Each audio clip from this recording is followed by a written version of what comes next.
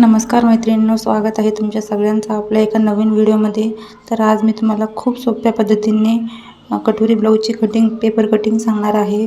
ज्या मैत्रिणींना स्वतःचे ब्लाऊज स्वतः शिवायची इच्छा असते तर त्यांनी हा व्हिडिओ नक्की बघा शेवटपर्यंत।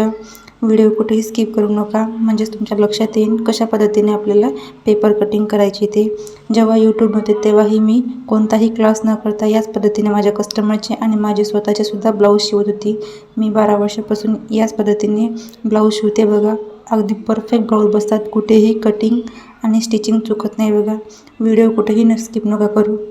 तर सर्वात अगोदर तुम्हाला जे परफेक्ट ब्लाऊज बसते ते ब्लाऊज घ्या आणि ब्लाऊज व्यवस्थित करून घ्या आणि त्याला हुक्का लावून घ्या आणि अशा पद्धतीने ब्लाऊजला जोडून घ्या बघा। आणि ब्लाऊजला व्हिडिओमध्ये दाखवल्याप्रमाणे अशा पिना लावून घ्या बघा। म्हणजे जिथे जिथे दाखवले तिथे तिथे तुम्ही पिना लावून ब्लाऊज अगदी व्यवस्थित करून घ्या, म्हणजे आपला ब्लाऊज कुठेही म्हणजे कमी जास्त होणार नाही। तर बघा अशा पद्धतीने मी ब्लाऊजला पिना लावून घेतल्या आणि हा पेपर घेतला। तर पेपरला डबल फोल्ड करायचा बघा अशा पद्धतीने। तर हा पेपर गोल रोल केलेला होता म्हणून व्यवस्थित बसत नाही, तर पेपरला अगदी व्यवस्थित करून घ्या। तर बघा पेपर डबल फोल्ड करून घेतला मी आणि याची बंद बाजू माझ्या साईडने ठेवली आणि ओपन बाजू अपोजिट साईडने आहे। तर पेपर व्यवस्थित बसत नव्हता म्हणून पेपरला मी पिना लावून घेतल्या बघा। तर बघा सर्वात अगोदर पेपरच्या खालच्या साईडने आपल्याला इथं अर्धा इंचावर एक पॉईंट द्यायचा बघा। अशा पद्धतीने अर्धा इंच घ्यायचं आणि ते स्ट्रेट लाईन ओढून घ्यायची बघा। अशा पद्धतीने स्ट्रेट लाईन ओढून घ्यायची आणि जे आपलं ब्लाऊज आहे तर जी आपली बंद बाजू आहे त्या साईडने आपल्याला गळ्याचा आकार ठेवायचा आहे अशा पद्धतीने। आणि जे आपण लाईन ओढलेली आहे स्ट्रेट लाईन खालच्या साईडने त्याच्यावरतीच आपल्याला ब्लाऊज ठेवायचं बघा अशा पद्धतीने। तर जिथे जिथे आपल्या ब्लाऊजचे जॉईंट आहे तर तिथे तिथे आपल्याला मार्किंग करायची। तर या साईडने अर्धा इंच वाढवून घ्यायचं आणि इथे मुंड्याच्या साईडने जिथे बाहीचा आणि मुंड्याचा जॉईंट आहे तिथे एक पॉईंट करून घ्यायचा। इथे बॅक साईडच्या गळ्याचा एक पॉईंट करून घ्यायचा। इथे गळ्यारुंदीचा एक पॉईंट करून घ्यायचा बघा अशा पद्धतीने आणि अर्धा इंच थोडा वरती करून घ्यायचा। तर बघा इथे एक पॉईंट द्यायचा, जिथे आपल्या बाहीचा आणि शोल्डरचा जॉईंट आहे तिथे एक पॉईंट द्यायचा आणि या जॉईंटच्या वरही अर्धा इंच एक्स्ट्रा वाढवून घ्यायचं, म्हणजे आपल्याला शोल्डर जॉईंट करताना वरच्या साईडने अर्धा इंच लागेल। तर बघा अशा पद्धतीने पॉईंट द्यायचं। आता इथे आपल्याला पुढच्या गळ्याचा पॉईंट द्यायचा बघा। तर इथे मी पुढच्या गळ्याचा पॉईंट दिला। तर आता हे ब्लाऊज उचलून घ्यायचं आणि आपण जिथे जिथे मार्किंग केलेले आहे तिथे स्केलच्या मदतीने जोडून घ्यायचं। तर बघा हा ब्लाऊज उचलून घ्यायचा आणि स्केलच्या मदतीने हे पॉईंट आपण जे केलेले आहेत ते अशा पद्धतीने जोडून घ्यायचे। तर वरच्या साईडने चेक करायचं आपलं गळारुंदी किती आलेलं आहे। तर तुमची जे सुद्धा गळारुंदी आलेली असेल ती खालच्या साईडने ते टाकायची आणि अशा पद्धतीने एक चौकोर बॉक्स तयार करून घ्यायचा। परत आपण जे पॉईंट केलेले आहे तर ते अशा पद्धतीने जोडून घ्यायचे बघा स्केलच्या मदतीने। मैत्रिणींनो खूप सोपी पद्धत आहे बघा। तुम्हाला जर ब्लाऊजचे अजिबात मापं काढता येत नसतील तर तुम्ही या पद्धतीने ब्लाऊज शिवून बघा, खूप छान असं ब्लाऊज बसते बघा। तर बघा हे सगळे पॉईंट मी अशा पद्धतीने जोडून घेतले। आता बघा सगळ्यात अगोदर आपण या कोपऱ्यामध्ये बॅक साईडच्या मुंड्याचा 1.5 इंचावर शेप द्यायचा बघा। तुम्हाला जर मुंड्याचा गोल शेप देता येत नसेल तर तुम्ही अशा पद्धतीने ज्या पद्धतीने मी व्हिडिओमध्ये दाखवलेला आहे त्या पद्धतीने वाटीच्या मदतीने मुंड्याचा शेप द्या बघा। जिथे आपण 1.5 इंचावर पॉईंट दिलेला आहे त्याच्यावरती आपल्याला वाटी ठेवायची आणि अशा पद्धतीने मुंड्याचा शेप देऊन घ्यायचा। आता पुढच्या मुंड्याचा शेप आपल्याला 1 इंचावर द्यायचा बघा। तर अशा पद्धतीने मी पुढच्या मुंड्याचा शेपसुद्धा 1 इंचावर दिलेला आहे।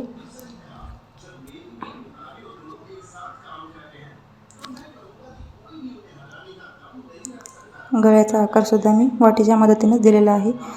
तर आता आपण ब्लाऊजला घेऊ आणि ब्लाऊज ओपन करून घ्यायचा अशा पद्धतीने।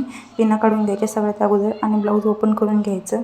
ज्या साईडने आपल्या ब्लाऊजच्या हुका लावलेल्या आहेत त्या साईडने आपल्याला ब्लाऊजची क्रॉसपट्टी मोजायची आहे बघा। नाहीतर तुम्हाला टेपनं मोजायचं समजत नसेल तर अशा पद्धतीने तुम्ही जे आपण अर्धा इंच खालती एक्स्ट्रा घेतलेले आहे त्याच्यावरती आपण या रेषेच्या वरती आपल्याला ही क्रॉसपट्टी अशा पद्धतीने ठेवायची आणि या क्रॉसपट्टीच्या वरती आपल्याला थोडंसं शिलाईसाठी सोडून अशा पद्धतीने पॉईंट करून घ्यायची आणि हे दोन्ही पॉईंट अशा पद्धतीने स्केलच्या मदतीने जोडून घ्यायचे। आता या साईडने आपल्याला थोडंसं 1.5 इंच वरती घेऊन क्रॉसपट्टीला थोडासा गोल शेप द्यायचा, म्हणजे आपली फिटिंग ब्लाऊजची व्यवस्थित बसेल बघा। तर बघा आता आपण कटोरीचं माप कसं मोजायचं ते बघायचं आहे। तर ज्या साईडने आपले ब्लाऊजच्या हुकाला वेळ आहेत त्याच साईडने आपल्याला अशा पद्धतीने टेप ठेवायचा आणि कटोरी मोजायची। तर आपली कटोरी आलेली आहे 6 इंचाची, तर इथे 6 इंचावर एक पॉईंट दिला मी। आता मुंड्याच्या साईडने इथे 2.25 इंचावर एक पॉईंट केला आणि गळ्याच्या साईडने इथे 1.5 इंचावर एक पॉईंट दिला। गळ्याच्या साईडने तुमचा जिथेही गोल आकार येईल तिथून तुम्ही कटोरीला आकार देऊ शकता। तर बघा अशा पद्धतीने आता मी कटोरीला शेप देऊन घेते। तर बघा अशा पद्धतीने मी कटोरीला शेप देऊन घेतला। तर आपली बॅक पार्टची आणि फ्रंट पार्टची मार्किंग कंप्लीट झालेली आहे। तर आता ही कटिंग करून घ्यायची। तर कटिंग करताना सर्वात अगोदर आपल्याला जो बॅक पार्टचा मुंडा असतो तोच कट करायचा, फ्रंट पार्टचा मुंडा नाही कट करायचा। तर बघा अशा पद्धतीने जो बॅक पार्टचा मुंडा आहे तिथूनच कट करायचा आहे। जर तुम्हाला बॅक साईडच्या गळा डिझाईनचा बनवायचा असेल तर तुम्ही हा पेपर ओपन करून घ्या आणि मधातून कट करून घ्या आणि नंतर मग पुढच्या गळ्याचा आकार कट करून घ्या। तर मला गोलच आकार द्यायचा होता म्हणून मी सोबतच कट केलेला आहे।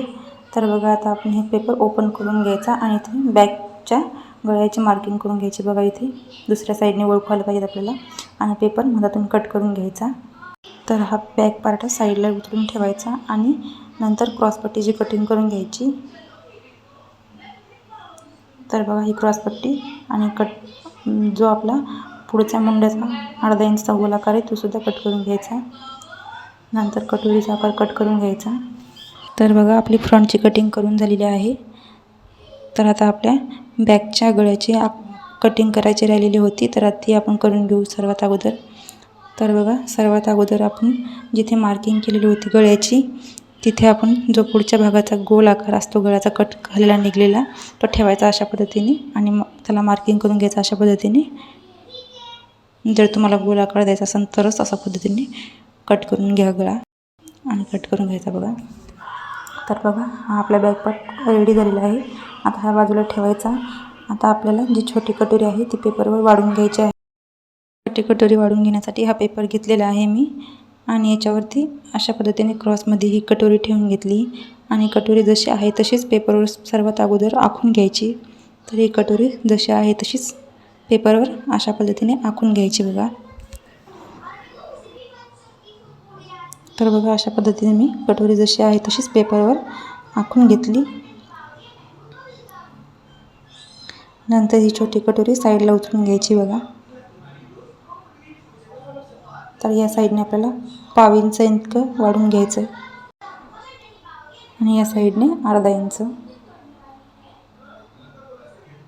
आणि अशा पद्धतीने इथे थोडंसं गोल करून घ्यायचं। आता खालच्या साईडने इथे 1.5 इंच वाढून घ्यायचं आणि अशा पद्धतीने जोडून घ्यायचं। दुसऱ्या साईडने सुद्धा 1.5 इंच वाढून घ्यायचं आणि जोडून घ्यायचं। आता या दोन्ही पॉईंटपासून अशा पद्धतीने टेप धरायचा आणि टेपचा सेंटर काढायचा बघा आणि सेंटरला इथे एक मार्किंग करून घ्यायची। आता या मार्किंगपासून खाली 1.5 इंच अशा पद्धतीने जोडून घ्यायचं। आता हे तिन्ही पॉईंट अशा पद्धतीने स्केलच्या मदतीने जोडून घ्यायचे।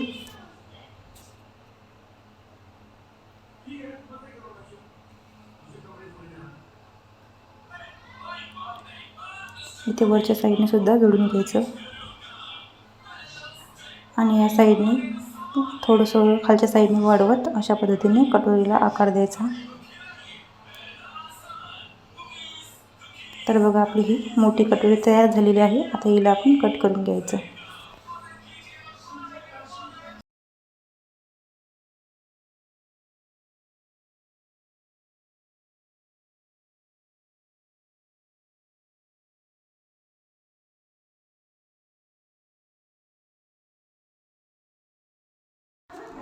तर कटोरी कट करून झालेली आहे।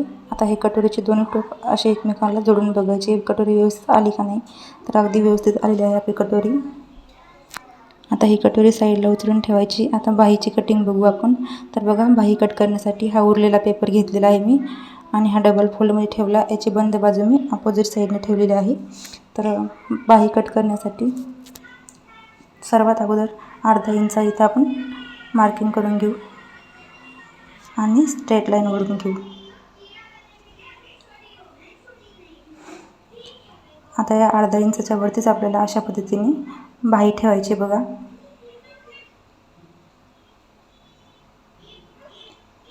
आणि जिथे आपल्या शोल्डरचा आणि बाहीचा जॉईंट आहे तिथे आपल्याला एक मार्किंग करायची आहे।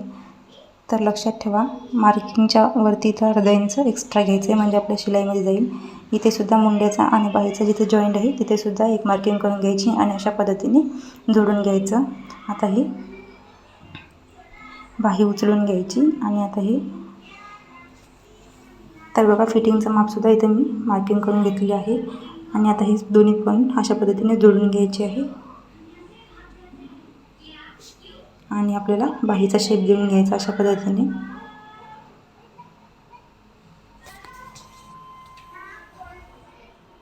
तर बघा, बाहीचा शेप देऊन घेतला आणि कट करून घ्यायची आता ही बाही।